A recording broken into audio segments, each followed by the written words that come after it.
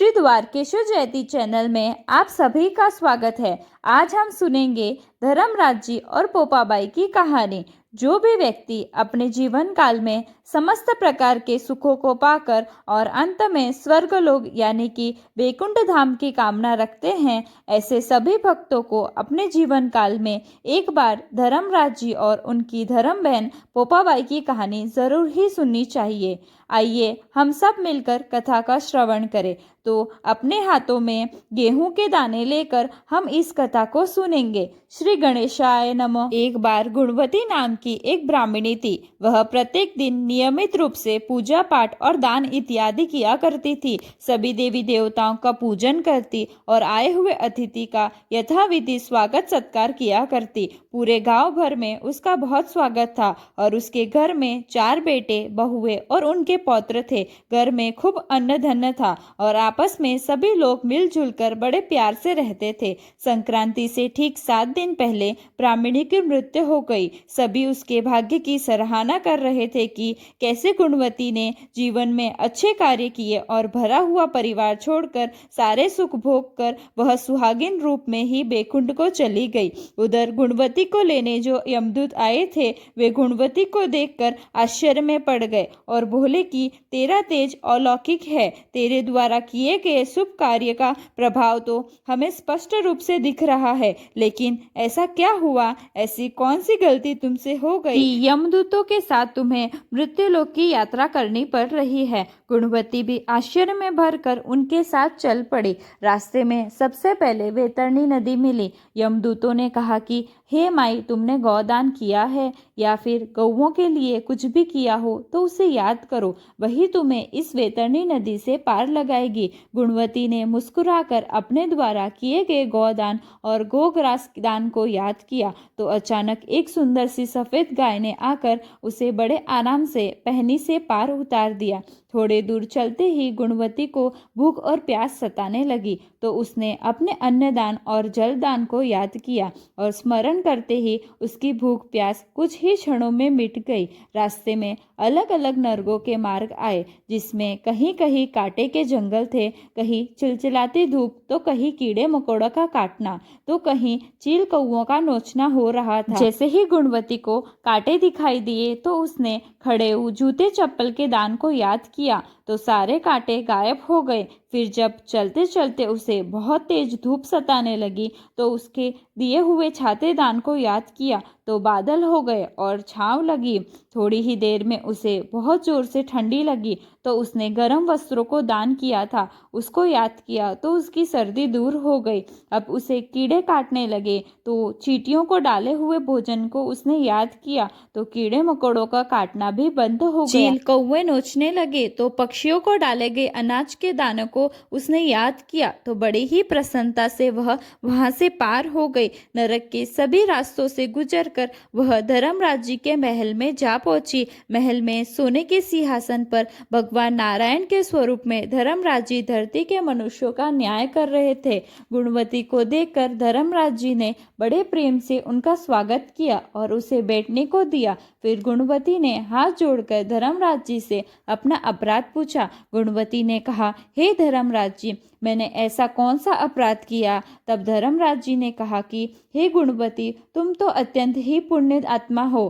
तुमने अपने जीवन काल में पहले के जन्मों से भी ज्यादा पुण्य कर्म किए हैं, लेकिन तुमने कभी भी मेरी और मेरी बहन पोपाबाई की कहानी नहीं सुनी। मैं धर्मराज जी भगवान नारायण का स्वरूप हूँ और भक्तों के धर्म और अधर्म का लेखा जोखा मैं ही रखता हूँ। व्यक्ति अगर मुझ में आस्था नहीं रखता, मेरी पूजा आराधना नहीं करता, तब मेरी बहन पोपाबाई उसे स्वर्ग में जाने का रास्ता नहीं देती। यह सुनकर गुणवती ने धर्मराज जी से पुनः 7 दिन के लिए धरती लोक पर वापस भेजने के लिए प्रार्थना की, ताकि वह धरती लोक पर जाकर धर्मराज जी और पोपाबाई की कहानी सुनकर उज्जमन करके वापस आ सके।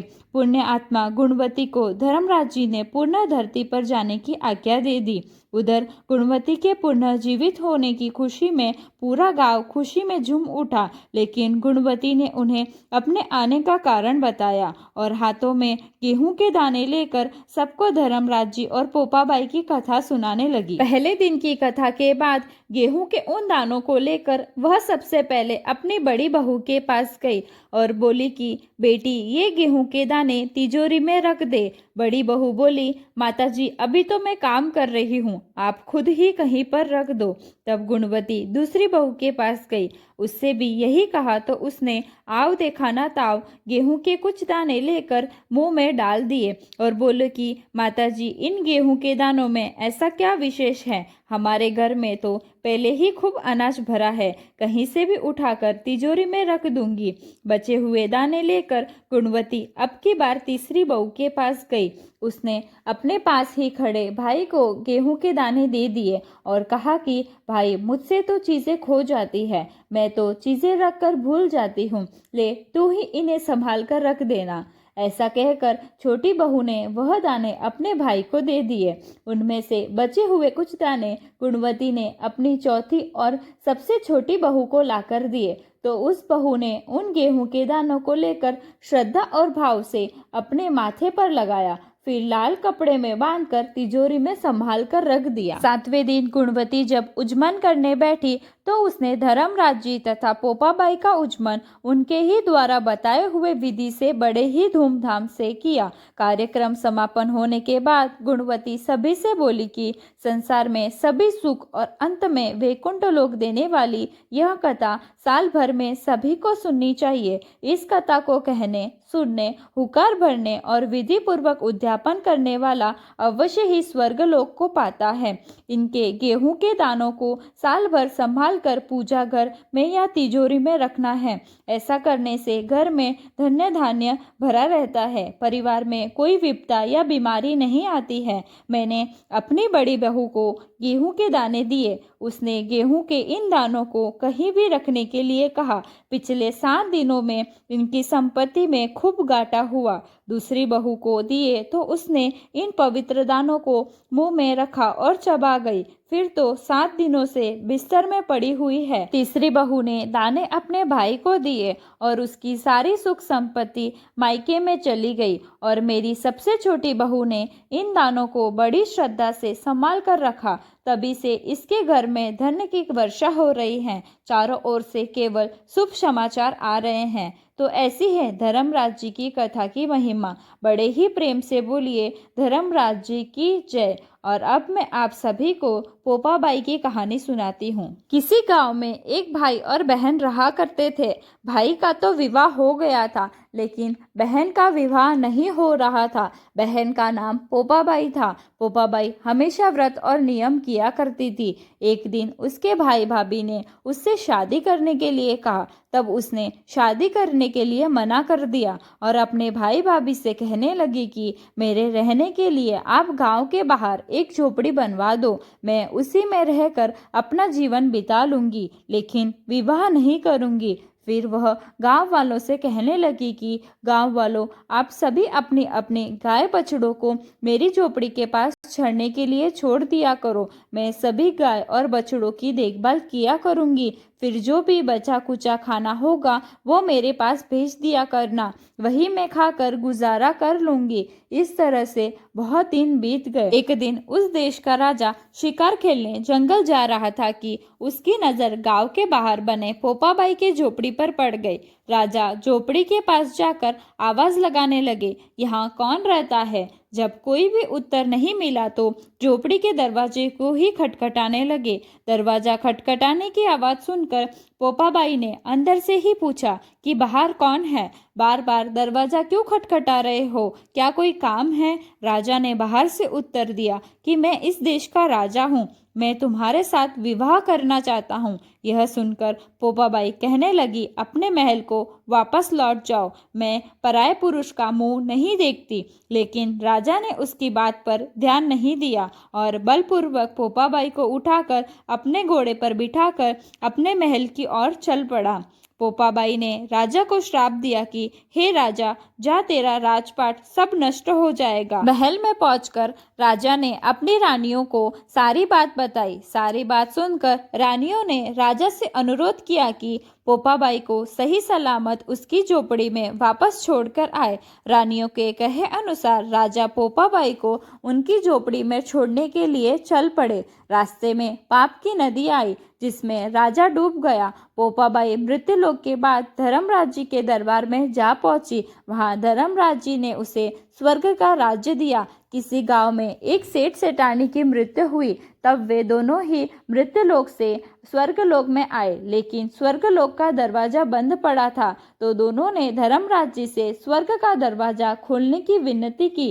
तब धर्मराज जी कहने लगे, इस द्वार पर तो पोपाबाई का राज्य है। सेठ सेठानी कहने लगे कि हम पोपाबाई को नहीं जानते। तब धर्मराज जी ने कहा कि मैं तुम दोनों को 7 दिन के लिए मृत्युलोक में अर्थात धरती लोक में वापस भेजता हूँ। वहां जाकर 8 खोपरे से राई भरकर 5 कपड़ा ऊपर रखकर कहानी सुनना और उद्यापन करना और इस प्रकार से कहना, राज है पोपाबाई का, लेखा लेगी राई राई का, बोलो पोपाबाई की जय। ऐसी मान्यता है कि पोपाबाई मनुष्य के सभी छोटे से छोटे कर्मों का ध्यान रखती है और जो इस कथा को सुनता है, कहता है, हुकार भरता है या दूसरों को सुनाता है, पोपाबाई उनकी सभी अपराध को क्षमा करके उन्हें भी स्वर्ग में प्रवेश देती है। दोनों ही कथा का शुभारंभ मकर संक्रांति, वसंत पंचमी या फिर किसी भी शुभ दिन से किया जा सकता है और उसके बाद से लगातार यह कथाएं 1 वर्ष तक सुनी जाती हैं। यदि साल भर ना सुन सके तो 6 महीने, 6 महीने भी ना सुन सके तो 1.25 महीने, यदि 1.25 महीने भी ना सुन सके तो 7 दिन और 7 दिन भी ना सुन सके तो 1 दिन अवश्य सुने और सुनकर उज्जमन कर दे। कथा प्रारंभ करने के लिए हाथ में गेहूं के कुछ दाने लेकर धर्मराज जी और पोपाबाई को मन ही मन में प्रणाम करके फिर कथा सुने। पहले दिन लिए गए गेहूं के दानों को लाल साफ कपड़े में बांधकर तिजोरी में या फिर मंदिर में संभाल कर रख दे। जितने समय तक गेहूं के दाने कपड़े में बंधे हुए किसी पवित्र जगह पर रखे रहते हैं, तब तक घर में किसी भी प्रकार की विपदा नहीं आती। घर में सुख समृद्धि और धन्य धान्य में वृद्धि होती है। इसीलिए कम से कम साल भर में इस कथा को सुनना चाहिए। फिर गेहूं के दानों को घर में रखना चाहिए। फिर नित्य नियम की कथा सुनी जाती है और उद्यापन में किसी ब्राह्मण को वस्त्र, कंबल, छाता, टॉर्च, धातु की धर्मराज जी की प्रतिमा, सोने का सूरज, चांदी का चंद्रमा, चांदी की नाव, चांदी की सीढ़ी, तांबे का लोटा दान में दिया जाता है या फिर भोजन कराकर और भोजन के साथ में भेंट, दान, दक्षिणा दे। यह सामान उपलब्ध ना हो सके तो प्रतीक के रूप में दक्षिणा भी दिया जा सकती है। अगर कोई ब्राह्मण ना मिले तो किसी भी मंदिर में यह सामग्री धर्मराज जी भगवान के निमित्त करके भी दान किया जा सकता है। और पोपाबाई की कथा का श्रवण प्रारंभ हाथ में राई के दाने लेकर किया जाता है और उज्जमन में 4 सूखे नारियल, जिन्हें की खोपरा या गोला भी कहते हैं, उनको 2 टुकड़ों में इस प्रकार से तोड़े कि उसके 8 हिस्से बन जाए और फिर इन 8 हिस्सों को, टुकड़ों को आप सुहागिन या फिर किसी भी मंदिर में दान दे सकते हैं। सुहागनियों को दान देते समय सुहाग की सामग्री भी दान कर सकते हैं। तो यह थी धर्मराज जी और उनकी बहन पोपाबाई की कथा। बोलो श्री कृष्ण कन्हैया लाल की जय। वीडियो देखने के लिए धन्यवाद। हमारे इस वीडियो को लाइक एंड सब्सक्राइब करें। आपको यह वीडियो कैसा लगा कमेंट में बताएं। बेल आइकन बटन दबाना ना भूलें। जय श्री कृष्णा, राधे राधे।